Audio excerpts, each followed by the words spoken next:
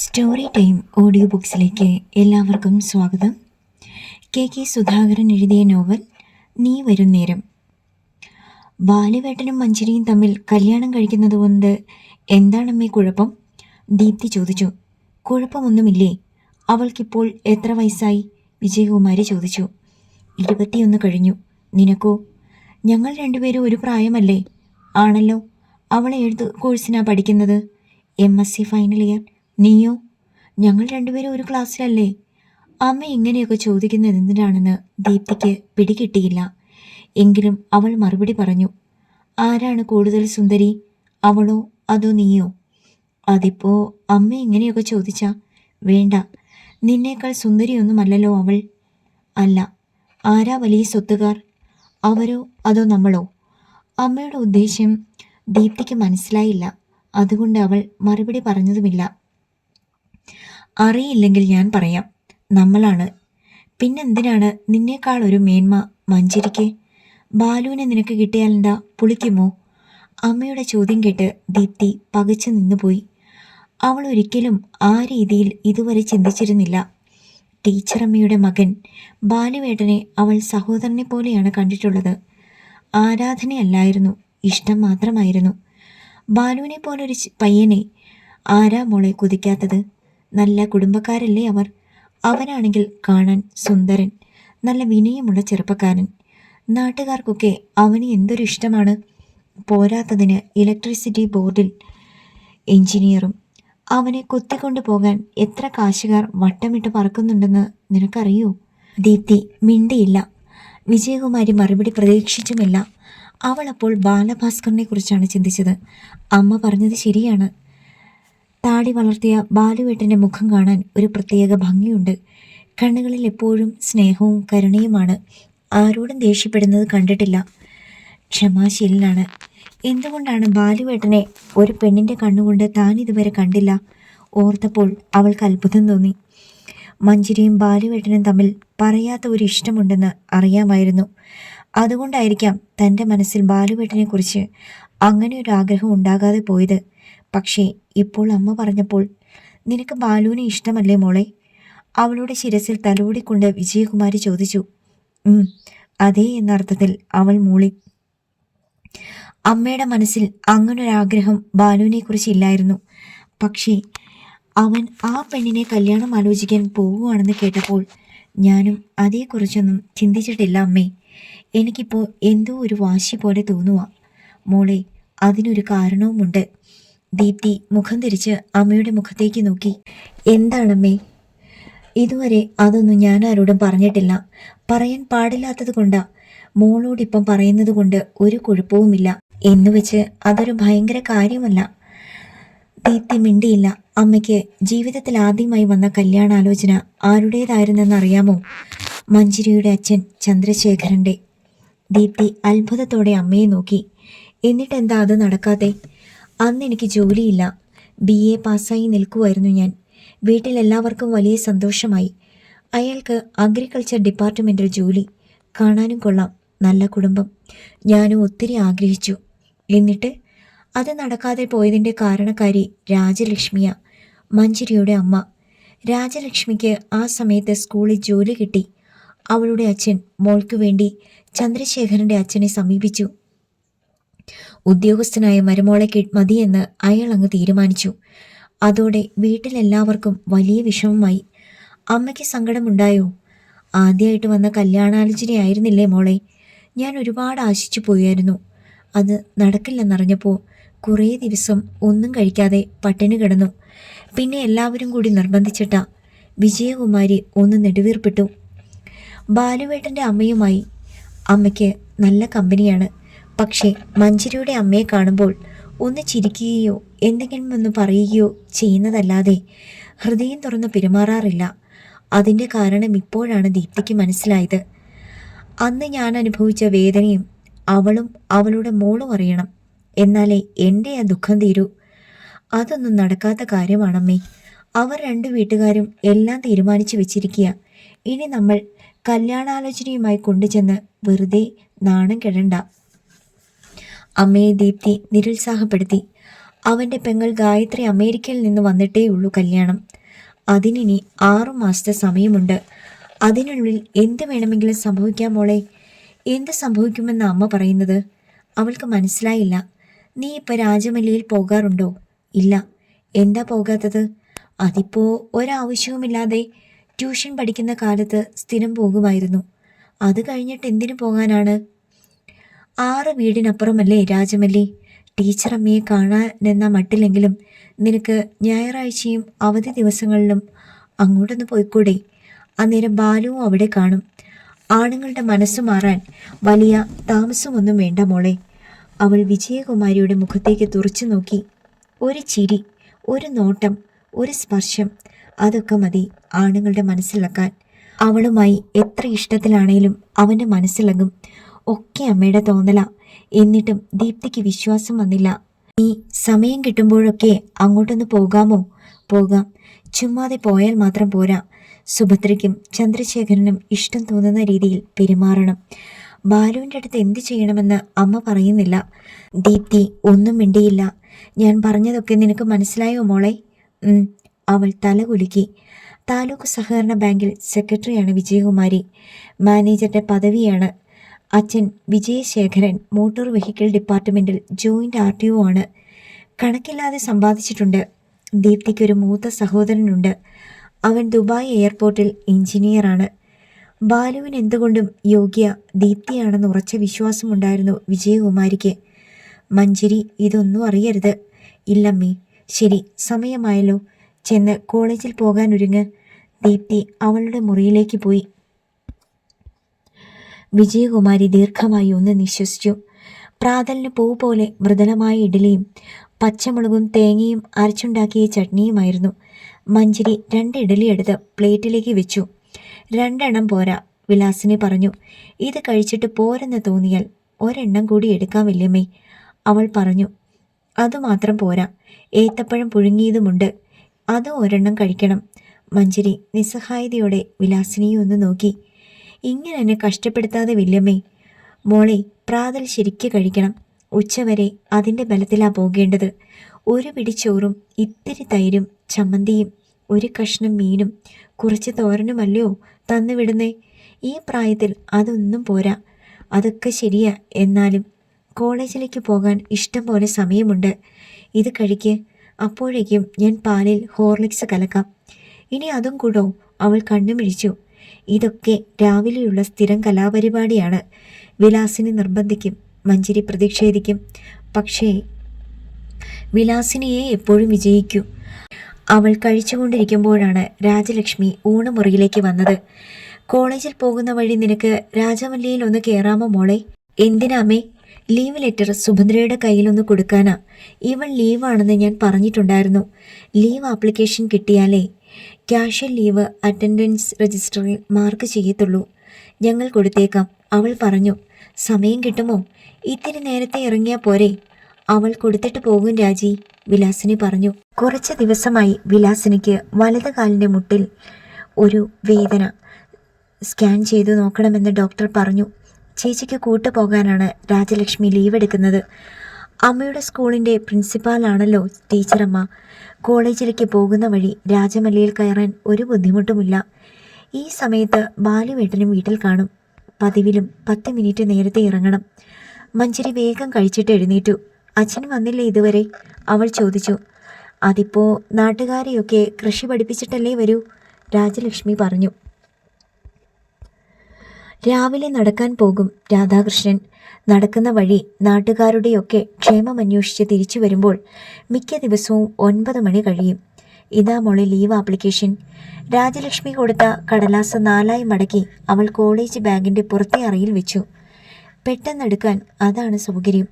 ഞാൻ പോയിട്ട് വരാം. അവൾ സ്കൂട്ടർ സ്റ്റാർട്ട് ചെയ്ത് ഗേറ്റ് കടന്നു. പുറത്തേക്ക് ഇറങ്ങിപ്പോകുന്നത് നോക്കി വിലാസിനിയും രാജലക്ഷ്മിയും നിന്നു. റിസൾട്ട് വരാൻ കാത്തിരിക്കേണ്ട രാജി, അതിനു മുമ്പ് വിവാഹ നിശ്ചയം നടത്തണം, വിലാസിനി പറഞ്ഞു. എന്തായാലും 5-6 മാസത്തെ സമയമുണ്ടല്ലോ ചേച്ചി. അവരുടെ അഭിപ്രായം കൂടി ചോദിച്ചിട്ട് നമുക്ക് വേണ്ടത് ചെയ്യാം. മഞ്ജരിയുടെ സ്കൂട്ടർ രാജമല്ലിയുടെ മുറ്റത്ത് ചെന്ന് നിന്നു. വെളിയിൽ ആരെയും കണ്ടില്ല. മുൻവാതിൽ തുറന്നു കിടക്കുന്നു. ബാഗ് സ്കൂട്ടറിൽ തന്നെ തൂക്കിയിട്ടിട്ട് ലീവ് ആപ്ലിക്കേഷൻ എടുത്ത് അവൾ വീട്ടിലേക്ക് കയറി ചെന്നു. സ്വീകരണ മുറിയിൽ ആരുമുണ്ടായിരുന്നില്ല. ടീച്ചറമ്മേ, അവൾ വിളിച്ചു. പെട്ടെന്ന് പിന്നിൽ നിന്ന് 2 കൈകൾ അവളുടെ കണ്ണുകൾ പൊത്തി. ആരാണതെന്ന് അവൾക്ക് പെട്ടെന്ന് മനസ്സിലായി. ആരാണെന്ന് പറയേ, ബാലഭാസ്കർ ആവശ്യപ്പെട്ടു. ബാലമുരളി, അവൾ പറഞ്ഞു. അല്ല. ബാലശങ്കർ, അല്ല.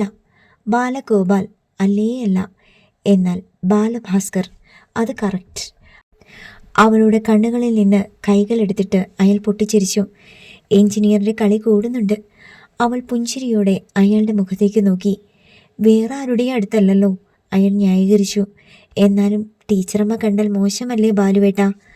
അമ്മ കുളി കഴിഞ്ഞിറങ്ങിയിട്ടില്ല. അപ്പോൾ അതിൻ്റെ ധൈര്യത്തിലാണല്ലേ, അവൾ കളിയാക്കി. എങ്കിലും എനിക്ക് ധൈര്യമുണ്ട്, തെളിയിക്കണോ? അയ്യോ വേണ്ട. മഞ്ചരി പെട്ടെന്ന് അയാളുടെ അടുത്തു നിന്ന് മാറി നിന്നു. പേടിയുണ്ടായിട്ടല്ല കേട്ടോ, രുക്മിണി ചേച്ചിയോ മറ്റോ വന്നാലോ എന്ന് വിചാരിച്ച, അവൾ പറഞ്ഞു. അപ്പോൾ ആർക്കാ ധൈര്യമില്ലാത്തേ? അയ്യോ എനിക്കാണേ, അവൾ സമ്മതിച്ചു. എന്താണ് കയ്യിലൊരു കടലാസ്? പറയില്ല. ഇപ്പോഴത്തെ പെമ്പിള്ളേർക്ക് പ്രേമലേഖനം എഴുതാൻ അറിയില്ല. അങ്ങനെയൊരു സാധനം കണ്ടിട്ട് പോലും ഉണ്ടാവില്ല, ബാലു പറഞ്ഞു.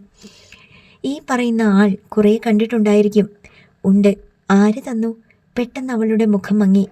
തന്നതൊന്നുമല്ല, നെറ്റിൽ ഇഷ്ടം പോലെ സാമ്പിൾ കണ്ടിട്ടുണ്ട്. ഓ അതോ, അവൾക്ക് ആശ്വാസമായി. ബാലു, ആരാ അവിടെ വന്നേ? പെട്ടെന്ന് ഉള്ളിലെ മുറിയിൽ നിന്ന് സുഭദ്ര ടീച്ചർ വിളിച്ചു ചോദിച്ചു. ശ്രീരാഗത്തിലെ കുട്ടിയാണമ്മേ, അയാൾ വിളിച്ചു പറഞ്ഞു.